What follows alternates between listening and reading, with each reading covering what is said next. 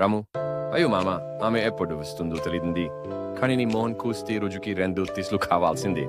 దుర్గాప్రసాద్ నిజంగా మాట్లాడినా నిన్ ఆమె నవ్వింపుడు టైం ఆగిపోయింది అనిపించిందిరా.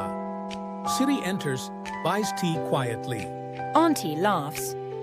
ఏమో బాబు, ఈ రోజు టీలో ప్రేమ్ క్లిప్పింగ్ ఉంది. సిరి, నీకు పుస్తకాలు ఇష్టమా? దుర్గాప్రసాద్, అవును, పుస్తకం కూడే నువ్వు కూస్తుందిలా అనిపించింది. నేను కూసింపుద్దు.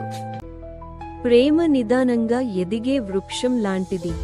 కొన్నిసార్లు మాటల్లో కాక మౌనంలోనే ప్రేమ ఉంటుంది. సిరి, నీకు జీవితంలో ఏ ప్లాన్ లేదు. ప్రేమ కంటే జీవితం ముఖ్యం. దుర్గాప్రసాద్, నిజమే. కానీ నీవుండే జీవితం ఇంకోలా ఉంటుంది. ఆంటీ, బాబు, ప్రేమను అర్థం చేసుకోవాలంటే ఎంతలో 3 కప్పు టీ తాగాల్సిందే. దుర్గాప్రసాద్, హిళాయ్ జడ్జ్, ఆమె స్వతంత్రత, ఆమె లక్ష్యాలు నాకు అర్థం కాలేదు. ఇప్పుడు అర్థమైంది. He writes a letter to Siri and leaves it at her favorite bookshop. సిరి, నీ జీవితం నీవు కట్టుకోవాలి సిరి. కానీ ఆ జీవితం ఒక మూలలో నేను ఉండాలనుకుంటున్నాను. She runs to tea stall, finds Durgaprasad waiting silently.